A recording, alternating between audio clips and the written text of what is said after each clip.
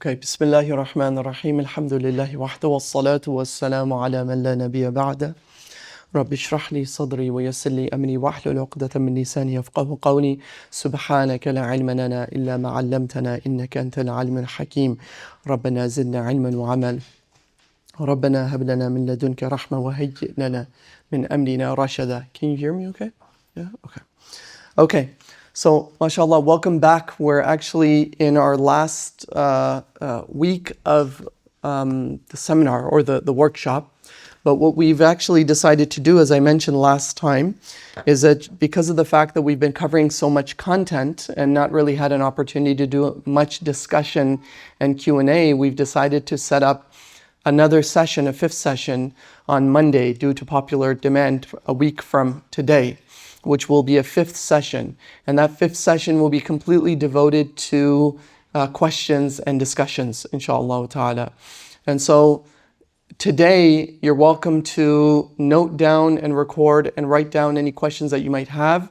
We're also going to display a QR code, and you'll be able to note down or put in some of your questions into the QR code, and then it'll show up for us on our end, and we'll go ahead and review those questions and decide which ones we want to prioritize, and maybe we can put some of the common questions together and try to make as efficient as much as possible the usage of our time next week, inshallah ta'ala. So far we've covered basically 3 modules, right? And we were just on the verge of, sort of midway through the 3rd module. So what were those 3 modules? Anybody remember? Maybe you can remind me. First one being what? What did we cover after the introduction? Of course, we covered an introduction in which we talked about the importance of parenting, the importance of the role of parenting, the importance and the impact that parenting has on children's well-being, right? On psychological, physiological, educational, spiritual development. And we talked about the importance and centrality of the parent's role in being able to shape children's positive outcomes in the future. And we went into module 1, which talked about what? Character. Character. Thank you. Jazakallah khair. Somebody's listening. MashaAllah. So hopefully it's not just kind of entertainment sessions for the 5 weeks, but rather opportunity to kind of recall and to utilize and put into practice things that we've been learning. So character development. We talked about the 17 virtues related to children. We gave you the TIVC. And then we also told you to go to IslamicCharacter.com and fill out your own sort of questionnaire with regard to your own virtues and character strengths. And then think about how that influences your child's development. We talked about the model of character development, how to inculcate and develop character, right? We talked about, being self-aware, the child being self-aware of their strengths, their weaknesses, their temperament. And we talked about then learning what characteristics we want to develop. So since we've identified that these are the weak ones, we want to develop these 3 characteristics. What are those characteristics? What does it mean to be a grateful person, for example? And then thirdly, habituation, right? And we talked about how to sort of habituate that behavior, and we talked about some of the stages and steps and strategies to be able to do that. Then we went into module 2, and we said, not only is it about strategies of developing character to nurture positive character, spirituality, and psychological well-being, since we know character is so intricately tied to so many indices and outcomes of child behavior, whether that's spiritual, whether that's academic, whether that's physiological, whether that's health, right? All of these things are positively impacted by increasing character. But then we also said it's not only about the strategies and the techniques and the interventions that we utilize, but the positive, critical life experiences that we afford the children, right? In module 2, where we focused on the opposite of trauma. And we're going to talk a little bit about trauma today, but the opposite of trauma, which is the same way that trauma works in producing very negative experiences and impressions and stamps that leaves on the psyche of the child that forms their reactions, behaviors, and the way that they relate to the world in an adverse and maladaptive and negative and unhealthy way. but we can also preventatively and also nurture very critical, positive experiences that will have lasting, impactful changes and influences upon their behavior. In the same way that trauma does the negative, positive experiences does the exact opposite of that, which is to produce positive outcomes. So he said that's very central. Then we talked about some of the most common problems and challenges that parents go through. And we talked about this holistic model of problem management and the 4 steps to be able to do this. One of which was we talked about emotional attunement. So just again, there's a review, right? Review. Emotional attunement, to acknowledge and label the behaviors of the child, or emotions rather, of the child, so that they have self-awareness of their own emotions. They have self-awareness as to how they come across to others, how others perceive them, how they look when they are in relation to others.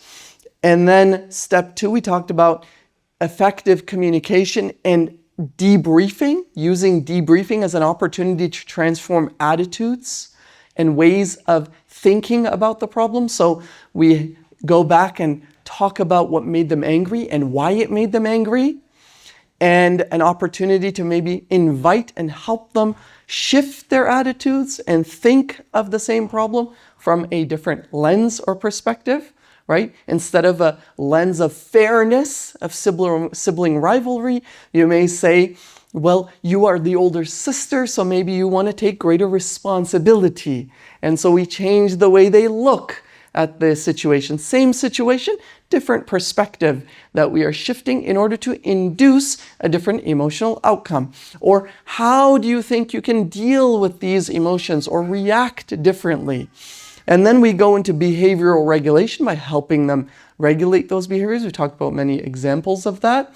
Setting in place the consequences for infractions that they commit, putting rewards in place for things that they do positively. And then lastly, connecting all of this willingness to change back to their character development and spirituality. At the end of the day, why should we be good to others? Why should we be generous? Why should we be caring? Why should we not exercise anger and be upset and irritable or destroy people's properties and things? That we connect back to their spirituality. These were the 4 things that we talked about, steps by which we can take a problem from a child who's having a outburst or a sort of poor conduct or behavior that they're committing, whether it's emotional tantrums or whether it's behavioral issues, and then we sort of hopefully work with them to be able to go through these 4 steps to debrief and alter and change that behavior. I wanted you to keep all of this in mind when we came to these common problems. We didn't get a chance to really talk about these common problems. I also said before we jump into these common problems that we should talk about some of the reinforcement cycles, operant conditioning. Operant condition I talked about last time. What do I mean by operant conditioning? It's the process of shaping and conditioning children's behavior on the basis of rewards and punishment. In this case, rewards. This can be used in a positive way, but actually it can also inadvertently be used to reinforce, which sometimes we don't realize we're rewarding behavior, but we're actually rewarding it. That repeats the behavior over and over again. And like I said, for example, when a child throws a tantrum to ask for what they want, and your patience is running out, and therefore you give in at certain points, what you do is you teach them that it takes a certain amount of time that they need to whine and cry and cheer and throw a tantrum in order to get what they want. And so what we talked about is the necessity, in order to extinguish behavior, there's a necessity to have consistency in the way that you set up the rules of your household and the rules of engagement and conduct with your child. As I said, you may not always have the rules preset. You'll come across various situations that are novel and new and that you haven't encountered. And you may then say, okay, we need to discuss what is the rule, what is the conduct, what is the appropriate way to behave, and then teach the child that this is the way that they're supposed to behave. But keep to the rules. The parents need to be on the same page. And to extinguish a behavior, initially it goes up higher, right, before it starts to come down. So you need to hold out on those tantrums. The tantrums last, let's say, for 5 minutes, and they're going to overcompensate and try to go for 6, 7, 8 minutes. And usually you're given at 5 minutes. And when you're given at 8 minutes, you just taught them that at 8 minutes is the time in which you'll give in. So then they further exploit that. Now you set the bar higher. And so learning, and it'll take a lot longer for them to extinguish that behavior. You need to go for a lot longer period of time. And when you completely eliminate providing the reinforcement, then eventually children learn that there's nothing good that's going to come out of these tantrums. And remember, we talked about all of your conduct to the best of your abilities. We're human beings, whether it's the administration of consequences or the administration of positive rewards, needs to happen in a way that is consistent and tied to the child's behavior, not your emotions, not your mood, right? Sometimes I let you get away with stuff, sometimes I don't. That creates inconsistency. It also takes the focus off of their own behavior, and it takes and puts the spotlight on the parent's mood instead of the child's own conduct and behavior. Therefore, it's critical for the parents to highlight that what you do will lead to positive or negative outcomes. And so we came to talk about this in the context of these particular issues, the sleeping, eating problems. I talked a little bit about each one. I'm going to go through these ones relatively quickly, inshallah. For sleep, very important.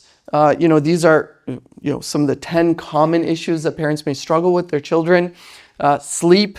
Oftentimes, the lack of sleep or inconsistency of sleep is tied to inconsistency or often lack of routine or chaos within the own household, right? So it does take a concerted effort on the part of the parents to ensure that they do set the guidelines and the rules and remind and start the bedtime routine with their children.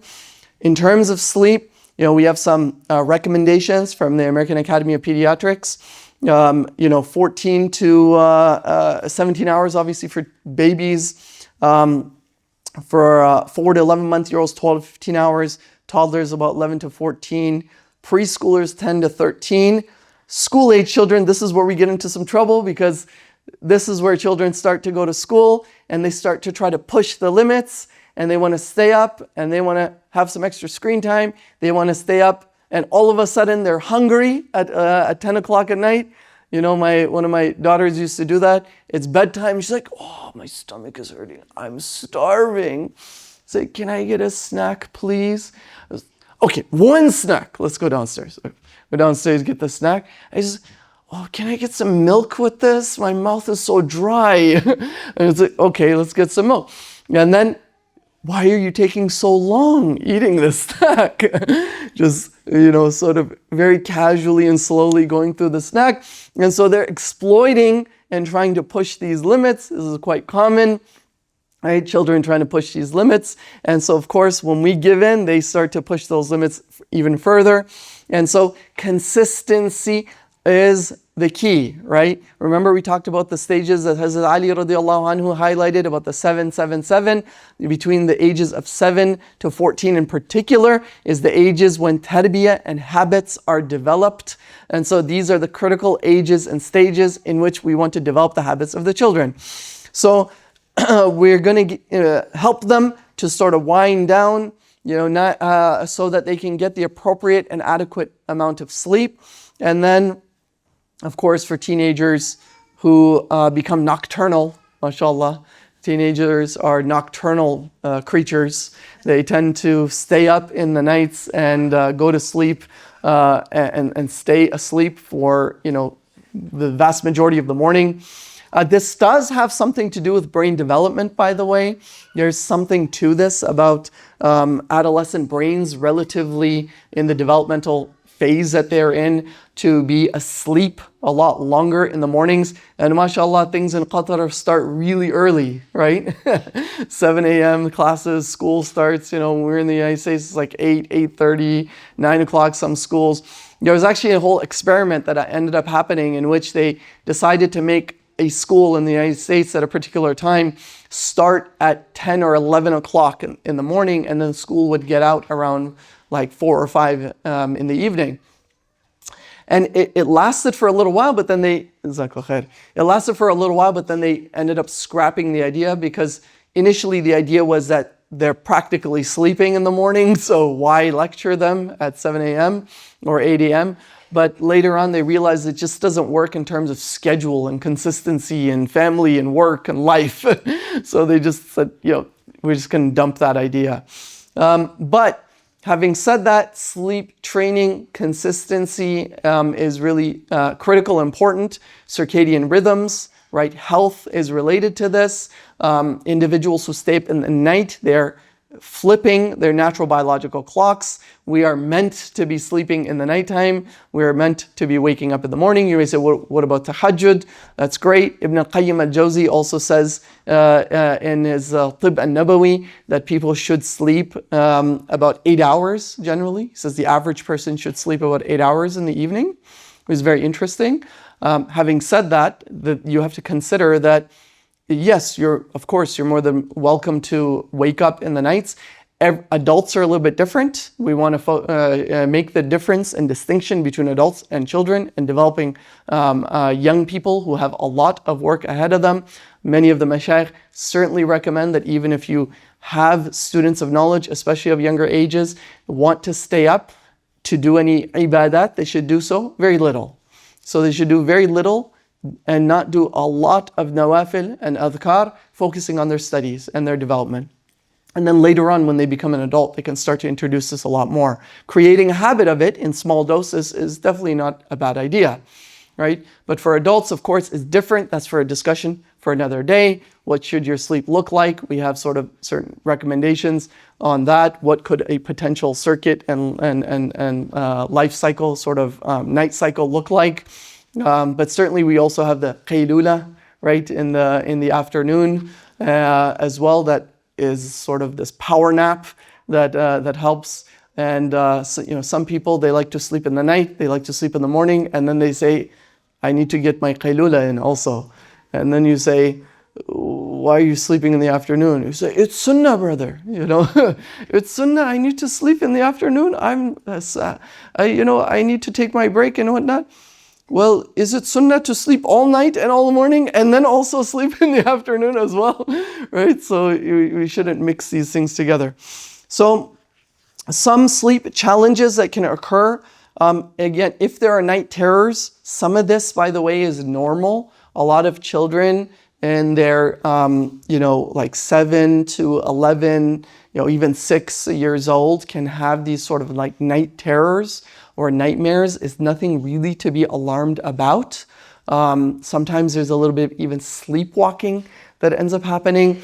It sometimes freaks people out. One of my older daughter, she would sleep talk, and she would basically get up, her eyes practically wide open. It was kind of creepy. My wife's like, oh my God, she have a jinn or something, she possessed, what's going on? And she would speak in gibberish, like she looks like she's having a conversation. Nobody can understand what she's saying, right? Which is a little bit creepy. But it's not totally uncommon or nothing to be particularly alarmed about. It'll go away as they get older, inshallah. And if they don't, then it becomes a problem. From a spiritual perspective, an individual should be taught, if they do wake up to a night terror, make isti'adha, right? Say, A'udhu billahi minash shaitanir rajim, and spit thrice to the left. One should not make a big deal about it. They should not go around telling their nightmares. Otherwise, it opens up the pathway towards shaitan. You just spit 3 times, thrice, and some people make sort of too big of a deals of these things. You don't want to do that. You'll alarm the child. You'll alarm yourself as well. Really, even if there is any sort of negative spiritual elements of it, with Quran and isti'adha, that's the best that you can do, and you sort of conquer it that way without giving too much attention to it. Sometimes sleep disturbances occur due to anxiety, physical discomfort. If you find these things repeatedly happening, this is where you may need to consult a professional to figure out, is there something really unusual happening here, right? And then, however, there's sort of the normal resisting sleep, and that really does require a bedtime routine. And there's a whole, sleep hygiene, right, literature out there. Definitely the reading your Quran, mu'awwidhatayn, before you go to sleep, Ayatul Kursi, for example, your du'as before you sleep, teaching the child those du'as and having them wind down. They actually, by the way, as an additional benefit, act as a priming cue to be associated with sleep. So because I'm very familiar with this, I've sleep trained myself. I sleep like a baby on a plane. I travel a lot, and some people have like really bad experiences going on planes because they can't sleep. So the engine noise, right? The engine noise is my priming cue to put me to sleep, right? So when the engine noise comes out, even if I don't want to sleep, I'm like, I got to get some work done on this flight. As soon as the engine noise starts coming out, I'm like, I can't resist this. I'm starting to knock out.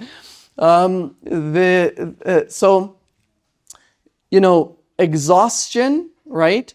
You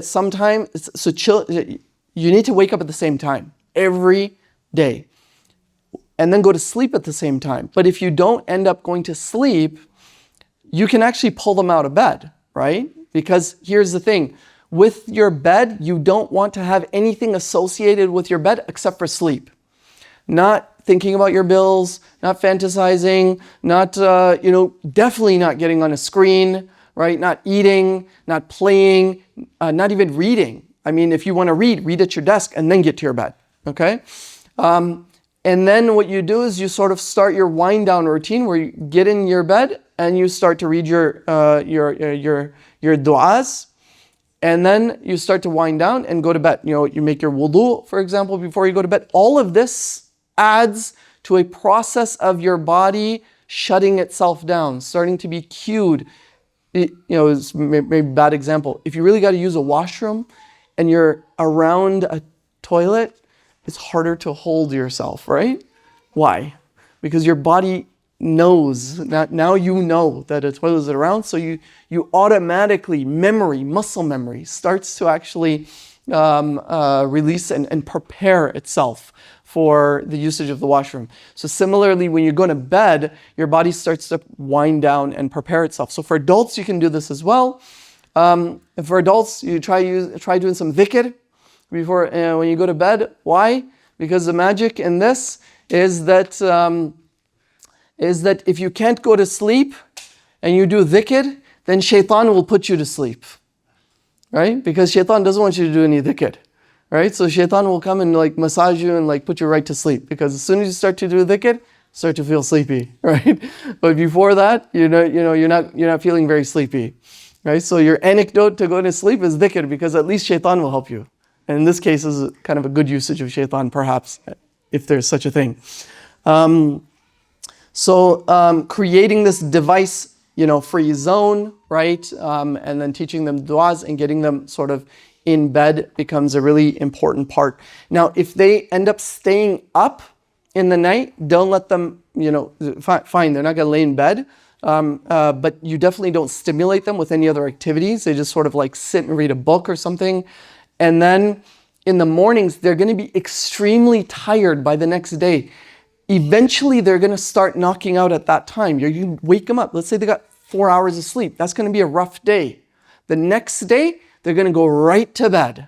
Okay? As soon as they hit that pillow, they're going right to bed. And you consistently associate bed and sleep together at a consistent routine, at a consistent time. Okay? Makes sense? Eating problems, remember, we have, picky eaters, right? Especially children. They want to eat all the sweets. They want to eat all the chocolate, no salads, no, nutritious food, generally. Of course, the purpose of eating is, physical needs. Also, food serves as a social bonding experience. We, especially Muslim cultures, assign a lot of meaning to food. If you don't believe me, just observe any marriages, any relationships. Food seems to carry so many meanings, right? He doesn't eat this food. He eats this food. He eats at this time, or she doesn't eat my food. So it is nurturing. My mother-in-law, for example, and my mom, they're like having grandma battles for our grandchildren when we go to visit them in our back home, because they're like, I made breakfast for the kids. Are you going to come by? I mean, you didn't ask me. You didn't tell me that we had a meeting with you, or that I was going to bring them. Oh, you're not going to bring them? Okay, why did I make all this food for then? And it's warm. I spent all night making it, and you're thinking, how am I going to say no now? On the other side, my mother-in-law's doing the same thing. Hey, are you bringing the kids here for breakfast? What do you do? Right? There's so much meaning that we put in food. Certainly, the prophetic wisdom and guidance is that we shouldn't eat alone, right? We should eat with others. And also, it is not from our tradition. Mashayikh also say that we should not be completely silent when we eat. Actually, we should speak.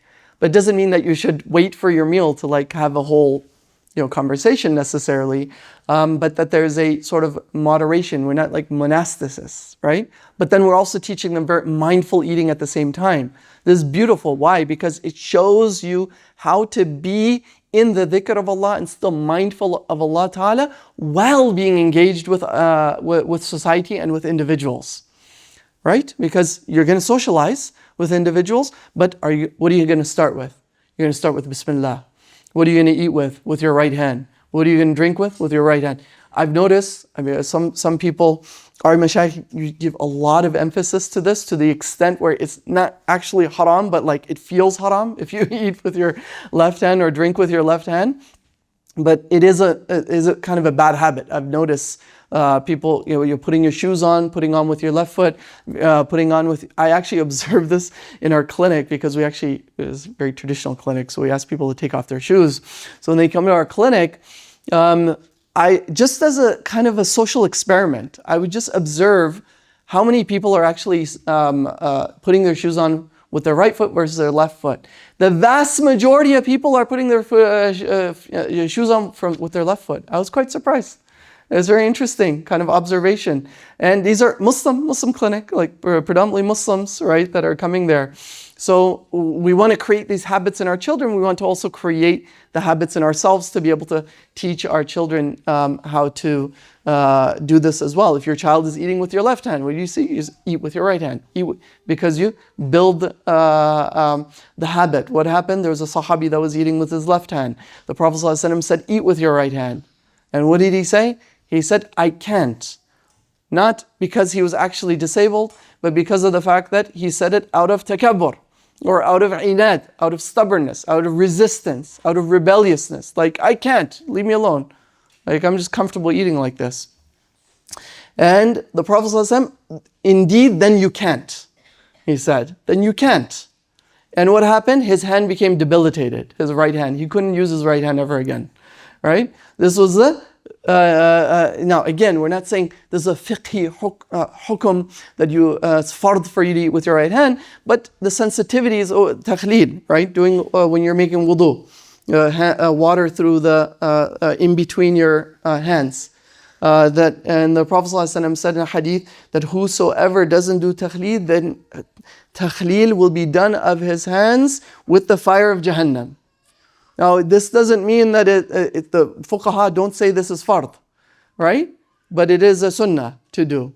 And so sometimes we become so ritualistic that we forget all of the sunnah is the life of the Prophet ﷺ, the habits, the experience, the interactional, the worldview, the sort of life of the Prophet ﷺ, the life that we sort of strive to embody. So paying attention to some of these things will help our children also have a very mindful attitude, but then they can eat and socialize at the same time. Picky eaters, operant conditioner. Remember what I said last week. Feed them the food that's on the table. If they don't want to eat it, then they don't get anything else. No alternative in place of that. They don't get the dessert before, they don't get, I'm starving. They'll throw a tantrum for a little while. They'll be irritable because they didn't eat, and you may give them awareness of themselves. You can see how irritable you are today because of the fact that you haven't eaten today. Don't you see the negative effects of this? We're trying to make sure that you get nutritious. And then when they eat, positive reinforcement. Lots of positivity, lots of praise. Great, mashallah, excellent, right? Certainly you can cut the potatoes in a, wonderful shape if you want. Put the vegetables in their favorite container, right? And children will show rebellious behavior. They will test the limits by, like for example, first-hand experience I've had with this. Child, you say, eat with your right hand. They'll look at you, right? and they're like, so what are you going to do, right? They just want to see, like, what's going to happen, right? What's going to happen if I do this? Is it worth it? Can I get away with it, right? How far can I test the limits? What happens? Let's put the food away, right? How do we eat when we sit at the table? We eat with, oh no, crying, tantrums. I'm going to put the food away. When you're ready to behave and you feel like you want to eat, let's eat. Enough of a tantrum. Today you're going without food. They're not going to die. One day, one afternoon, one evening, but they'll certainly be irritable. But guess what? The next day, they're going to eat their food. All right? Now, don't do this in a way that you feel offended and so upset. This is often what I see with parents. They just get so irritated, so frustrated, and they're like, why are they doing this? It's not why, they're a child. Expect it. Expect that they're going to do this. This is part of the way that they behave.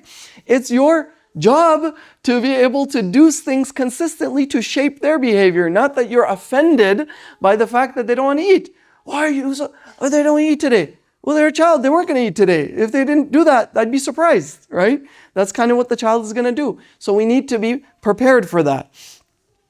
Obsession with buying things, again, tantrums. I talked about this before. Children, we sort of give in, and then when we give in, it ends up creating this vicious cycle and loop where there's a greater expectation. Oftentimes, children will do what? Again, we're in Qatar, unfortunately, and fortunately, we have a lot of access to wealth and materials that many places in many other parts of the world do not. And therefore, our children also have access to that, which is both a blessing and a curse at the same time. And as a result of that, they go to school and then they see other kids, right, with certain things. And then they start to come back and they start to shape a norm of how things are supposed to be, a prototypical should expectation in their minds. This becomes a lot more important to be diligent in introducing to your children what those shoulds are rather than them being passively formed. Now remember, your children will develop ideas about the world, ideas about what is normal, ideas and expectations about how things are supposed to be. If you don't actively shape them, they will form passively. They will form passively how? They will form by virtue of others shaping it for them. Their environments, their friends, their social media, their whomever. And so it becomes a lot more critical to start to, forming a relationship with your child isn't simply about just hugging and kissing them, and that's important. We talked about that. But it's also about helping shape the way that they see the world. Ibn Abbas radiallahu anhu spent 3 years with the Prophet sallallahu alaihi wasallam. Anas bin Malik spent 10 years with the Prophet sallallahu alaihi wasallam. Abu Hurairah spent 3 years with the Prophet sallallahu alaihi wasallam. The Prophet sallallahu alaihi wasallam, when riding an animal, he would give advice. So riding in the car, take an opportunity. You drive to school. Tell me about what's going on. Tell me about how things are going. Forge and form an opportunity to be able to build bridges.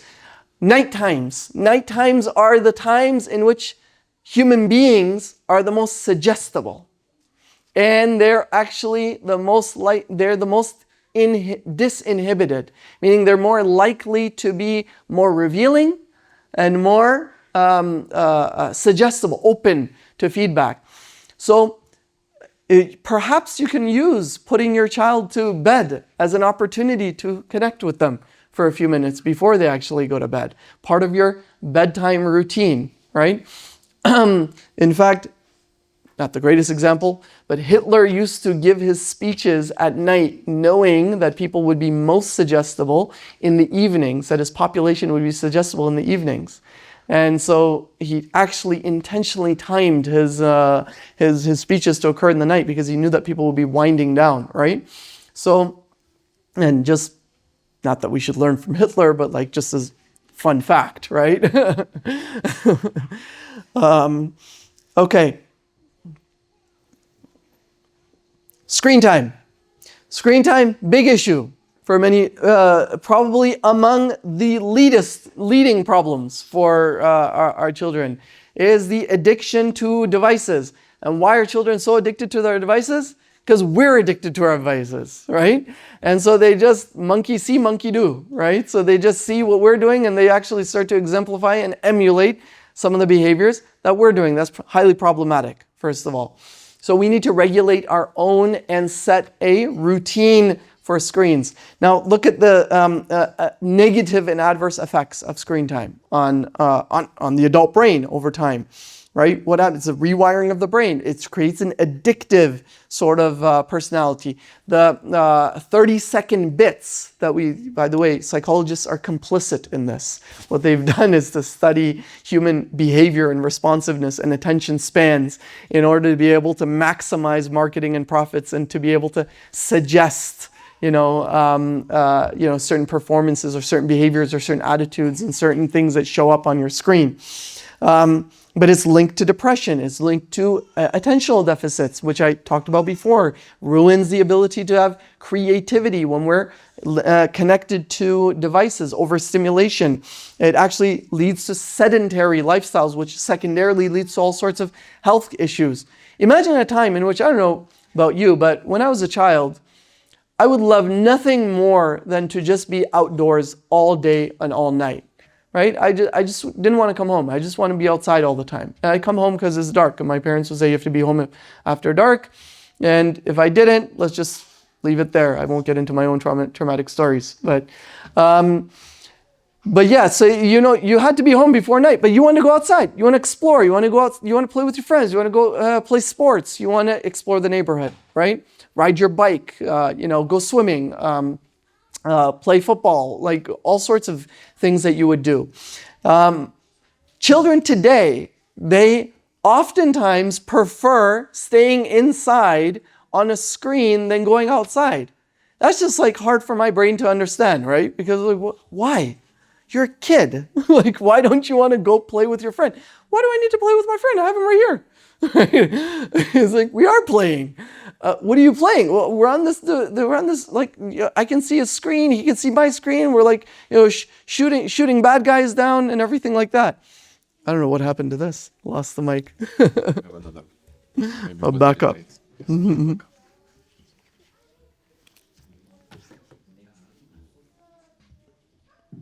Oh, there we go.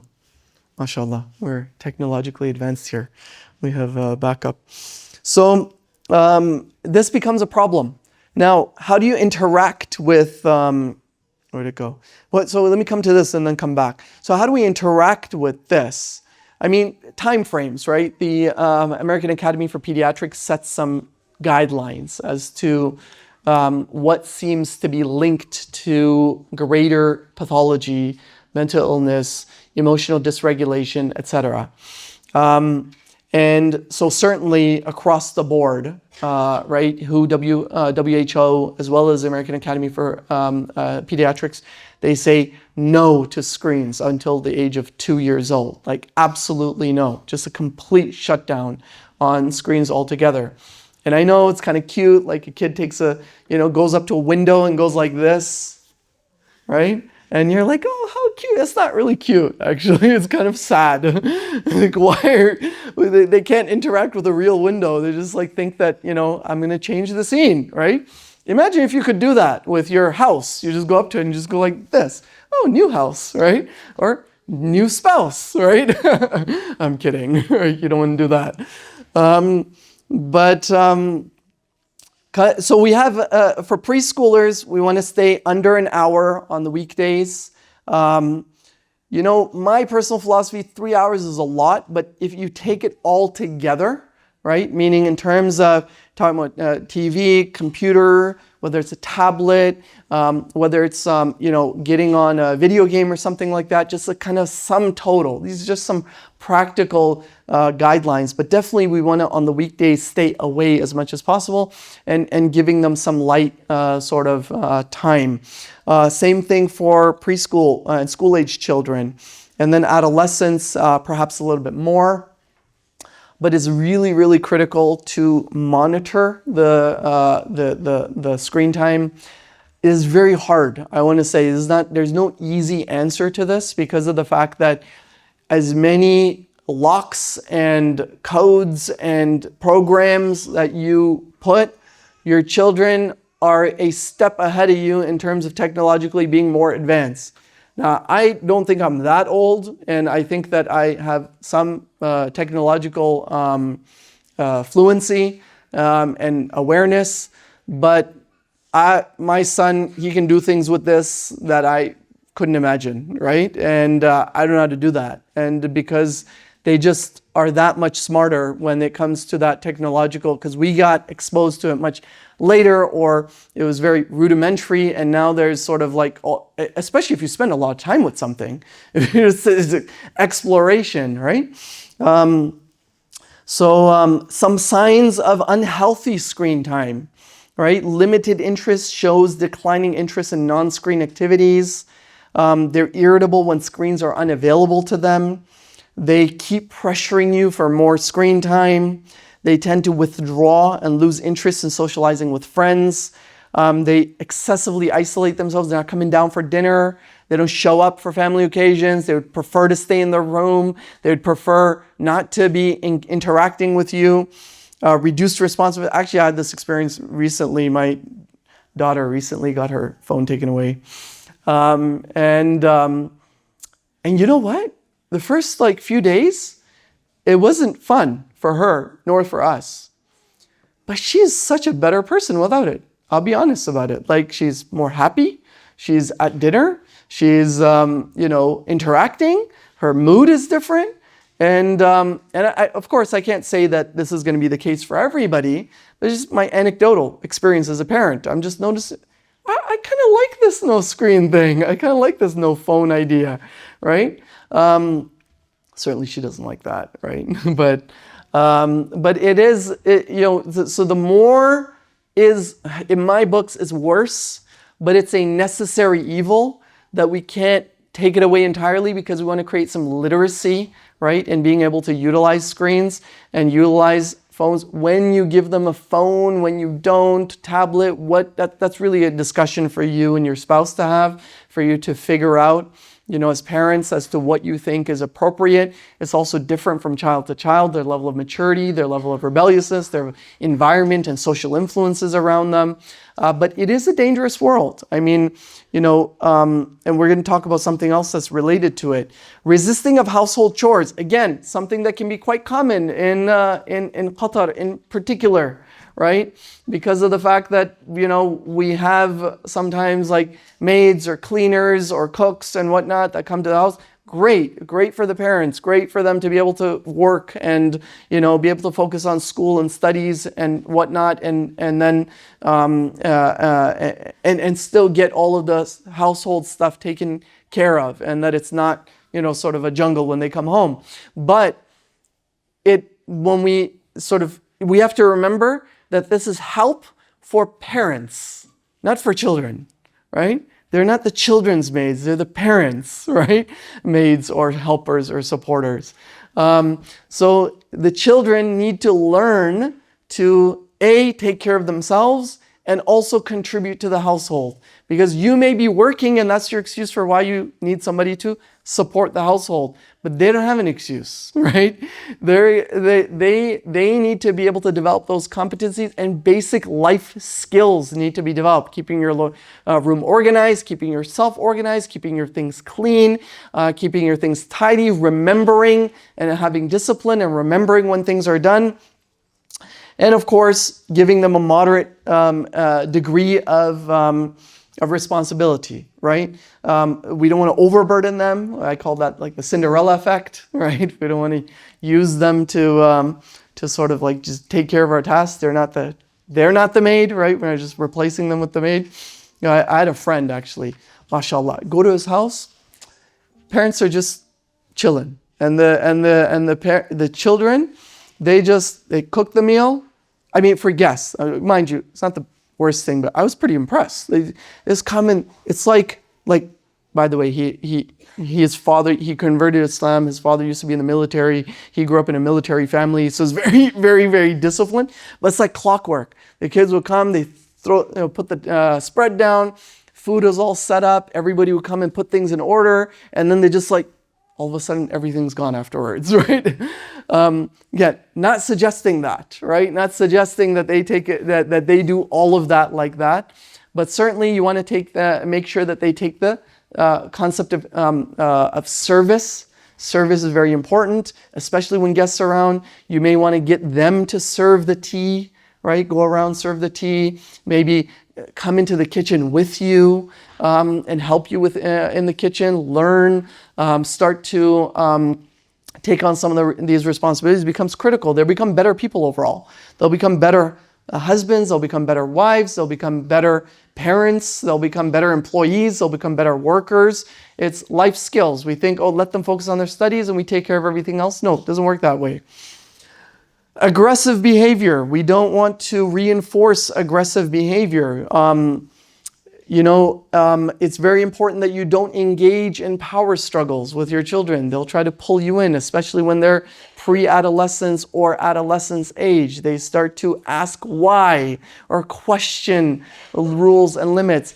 You are the parent. So you're the mature one to recognize that this question is not coming out of a true rational inquiry, but rather it's coming from a place of opposition and rebelliousness or irritability, right? And so it's important not to engage in that, in those power struggles. But again, we want to redirect through, I would refer you going back to those 4 steps that we talked about: emotional attunement, where we label what's going on with them. We're going to debrief afterwards, after they've cooled down. Let's sit down. We need to have a conversation as to what happened. Let's discuss what that looked like. And then let's discuss what are the consequences for aggressive behavior. Because if I were to do that, I would get in trouble. I couldn't just go into my office. I couldn't go into work and start doing things like that. I would certainly have some consequences. So you need to have some consequences here, so you learn how to avoid those consequences outside of here, right? Because this space is the training grounds for when we let you loose out into the environment on your own, so that you know how to handle yourself when you're out there, because the world isn't necessarily going to treat you and coddle you and cradle you the way that we might in this house. Therefore, there are necessary consequences for the things that you do. And I talked about last time, should we embrace corporal punishment or not? Controversial issue. So in Texas, I'll tell you this is very interesting. Some people don't know this. They say, we're getting westernized, and all the sort of industrial and Western movements are kind of making its way into the Muslim world and spoiling our children and spoiling our families and spoiling our norms. We're going to be very careful here. There's a certain segment of Western society that's being imported within these societies. There is also other communities within Western societies that are still very traditional. For example, this is very recent. In Texas, they actually had a whole meeting in which they had to vote on whether they would keep, in the school districts, whether they would still allow for teachers to utilize corporal punishment with their students. Talking about the United States of America, in Texas, one of the largest states, one of the highest populous, 3rd populous, 4th populous cities, Dallas, right? And so in Texas, people still keep a stick on the teacher's desk, right? Now, I'm not suggesting that that's what we should be doing, right? That's not what I'm saying. I just want you to kind of think about the fact that these practices still actually are happening. And it's not that it's prevalent. Like, it's not like they're doing it very widely, but almost as a principle, they're saying that even though the teachers don't do it and they shouldn't, we still want to maintain the right and the ability for them to be able to exercise that right. What we should do with that, different story. That's not what why I'm telling you this story. I'm just telling you because it is a discussed issue, meaning that it's not like a clear-cut sort of kind of issue that's connected to this. Now, what some psychological guidelines are is that positive reinforcement, definitely better than punishment, better than corporal punishment, right? So shaping children's behaviors through positive reinforcement, right? Attention, redirecting, praise, reinforcing is much better, right, for children than it is corporal punishment. Also, taking things away, those forms of punishment, for example, that's fine.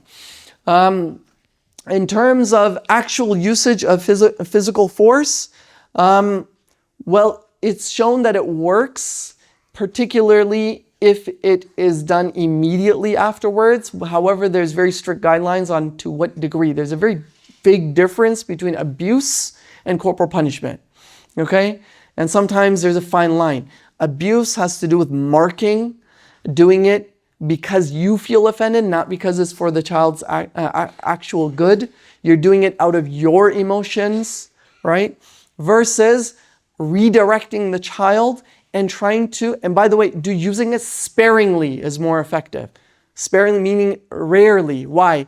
Because you want to demonstrate that this is the last straw. Like that this is used to communicate the magnitude of a problem.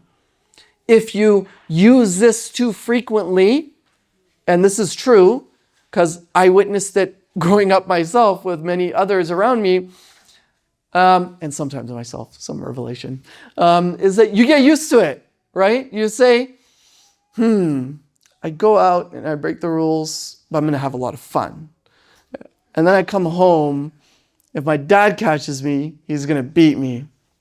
And then you're like, this is really a lot of fun. I've been beat before. I know what to expect, right? And it kind of hurts. It lasts maybe a minute, a few minutes. He'll be really upset. Not pleasant, but I'll worry about that later, right? And you go off and you do your thing. And you come back, what ends up happening?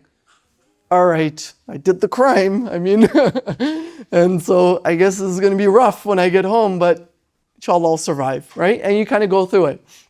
Of course, if this is very abusive, then obviously that's not going to be pleasant. It's going to leave traumatic experiences in the minds of individuals, right? At least I don't think I've been traumatized or been hit like that, to that degree at least. But the key is that you want to use this sparingly, and we know from the life of the Prophet ﷺ, he didn't do it. We know that. He never used corporal punishment. Okay, he never lifted a finger to hit any creature. Okay, not an animal, not a woman, not a child. Right? We know from the seerah the Prophet ﷺ never did this. Right? فَبِمَا رَحْمَةٍ مِّنَ اللَّهِ لِنْتَ لَهُمْ وَلَوْ كُنْتَ فَضًّا غَلِيظَ الْقَلْبِ لَانْفَضُّوا مِنْ حَوْلِكَ. That it's from the mercy of Allah, from the blessings of Allah, from the mercy of Allah Ta'ala, that He made you compassionate, soft, right, gentle. Had you been harsh and hard-hearted and aggressive, nobody would want to be around you. They would all flee from you. Right? From the character of the Prophet ﷺ, we know that he was very compassionate. So, but at the same time, he says, what does he say? He says, teach your children, command your children to pray salah when they're 7, and then beat them or spank them. Maybe that's a better translation. Spank them when they reach 10, if they don't comply. Showing that it can be utilized as a corrective measure if needed and required. Not that it's the best thing to do, it's lower than the best, but it can be utilized as a corrective tool. But again, with these precautions that one has to consider. Okay? So this is going to be the code. I'll come back to this code. I'm actually running quite low in time, but I'm going to go through and really talk to you briefly about this third module. And the third module is really about, the heading is preventing trauma and adverse childhood experiences. Okay? Adverse childhood experiences I'm going to talk to you about what that is, but the way that we kind of constructed this module is that, let me show you. So the way that we constructed this module is actually we took 300 adults from our clinics who actually have trauma, okay, who have dissociative disorders, who have experienced traumatic episodes during their childhood that has led to traumatic, led to their mental illness and their dissociative responses. It's very important to note, as a disclaimer, not every adverse childhood experience or traumatic experience necessarily leads to mental illness. There's a lot of resiliency factors, which I don't really have a lot of time to get into. But it is the greater and the more frequency of adverse childhood experiences and traumatic episodes, the more likely it is that you will start to see mental illnesses and disorders. Understanding childhood trauma and adversity. Adverse childhood experiences based upon a very, very large study that is, I think, really important for everybody to know about. This is the former president of the American Academy for Pediatrics says that it is the largest, it is the greatest under-addressed public health threat to the United States, okay? And you'll understand soon why. They took a study of 17,000 people to look at those who experience adverse childhood experiences, to look at the correlates of what it leads to in their adulthood, right? The adverse reactions and the effects of having these childhood experiences. They're things like what? Abuse. Physical, sexual, verbal abuse, emotional neglect and physical neglect, and growing up in a household where the following things are present, whether it's alcohol and drug problems, adults being the child of a parent with mental health disorder or issues, witnessing domestic violence, adults who have spent time in prison, or even separation or divorce. Okay, the way the trauma works in the brain, it's a wiring process. Neurons that wire together, fire together. Our emotions are very close to our memory. The amygdala in the limbic system, the amygdala is very close to the hippocampus, which is where we store and create memories. Which means that memories and emotions are intricately linked together, so that when you experience an intense emotional experience as a child, it gets wired into your memory and into your brain. And then any similar events that trigger similar things brings back those intense feelings. Okay, number one.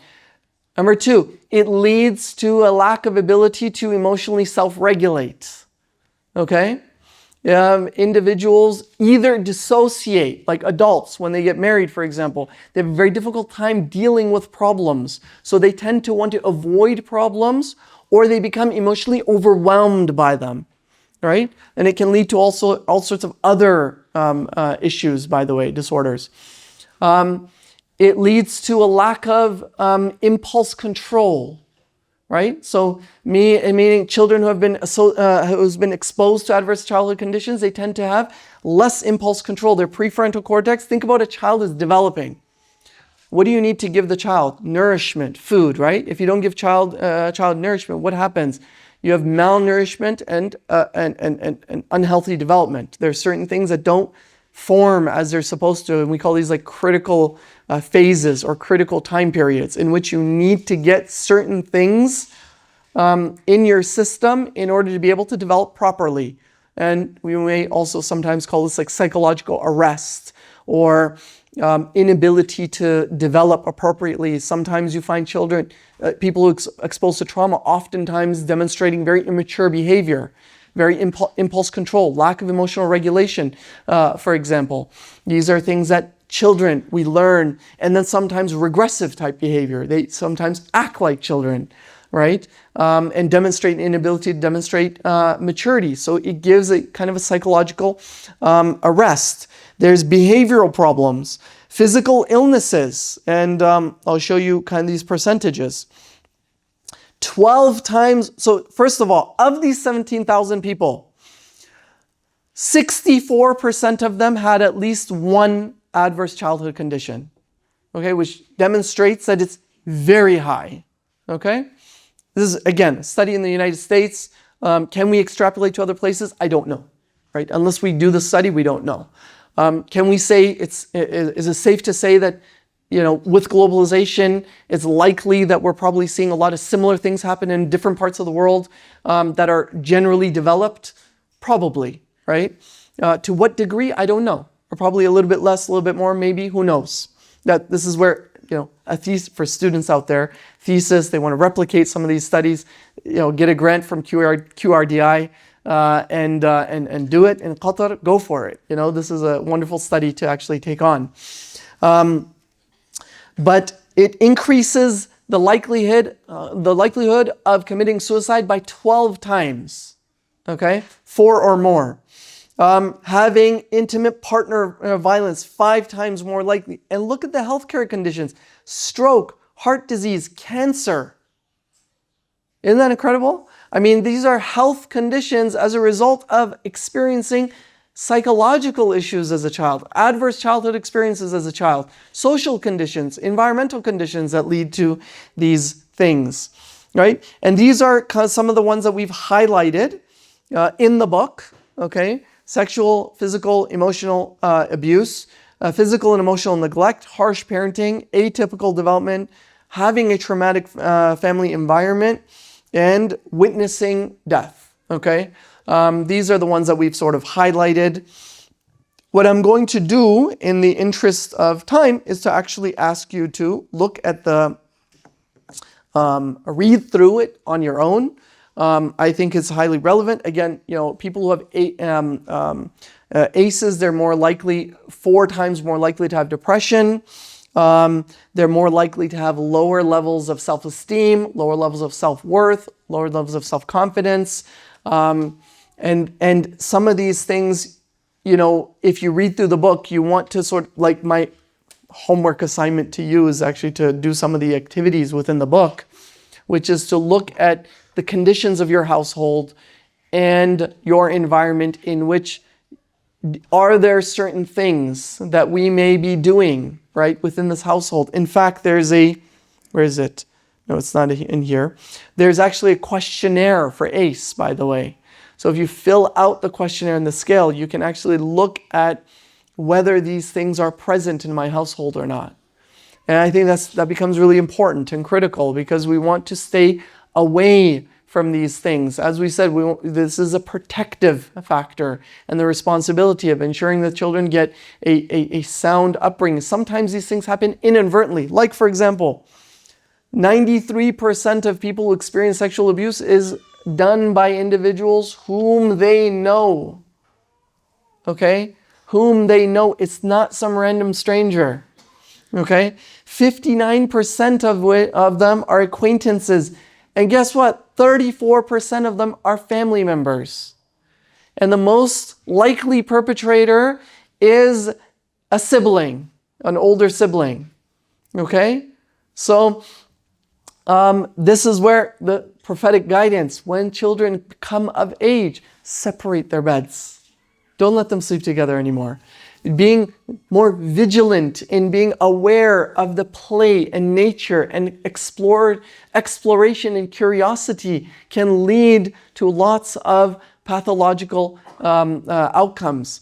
Don't put your child in the way of harm in terms of, again, I'm not totally against sleepovers, but being very careful about sleepovers, right? In terms of whether there is let's say, an adolescent child within that household. Is there access? Is there supervision? Where do they stay? The sensitivity. People may feel like, oh, you're over-exaggerating this. Well, guess what? 1/3 in the United States of women have experienced some sort of sexual abuse in their childhood. 1/3, 1/8 of boys.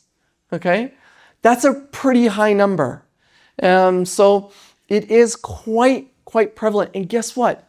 It's very prevalent in extended family structures where you have very big families. What happens with very big families? Lots of loose boundaries. So open door policy. Random people come into the house and out of the house and stay in the house and leave the house.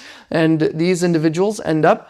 But why did the Prophet ﷺ set up all these codes of conduct, covering at a certain age, setting up, knocking before and announcing before entering, and don't enter a room until you've sought permission from the people in the household. Before you enter a room, notify individuals that you're coming so that they can be prepared for you.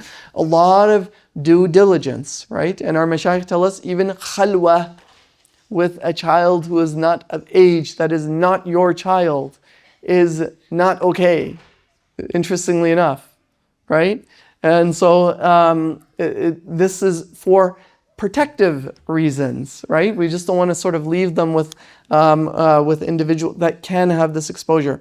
But I want you to kind of look at these other things. There are some of the case reports that we've written of individuals who have experienced these things. Basically we go through these 10 and actually provide some guidelines, some questionnaires, some activities for you to fill out so that you can protect your children and protect your homes, inshallah ta'ala. Allah ta'ala give us the best of tawfiq to be the best of parents and murabbis for our children, and to overlook our shortcomings and to protect them in moments that we can't protect them, and to guide them in moments that we may not be able to guide them, inshallah ta'ala. I mean, okay, so next week we will have more of the Q&A. Your homework is to read through the remainder of the book, inshallah. Hopefully you would have read through the whole entire book and the whole series, and I'm actually going to put up the QR code right now. And you can scan this. Any questions that you have as you're reading, anything you've gone through, we'll spend a whole hour and some change just kind of discussing. If you want to send your questions anonymously, you want to just send your questions ahead of time, please go do so. And then we'll also facilitate and have some questions while we're from the stage, from the audience as well, inshallah ta'ala. Jazakumullah khair wa akhiru da'wana alhamdulillahi rabbil alameen. Assalamu alaikum.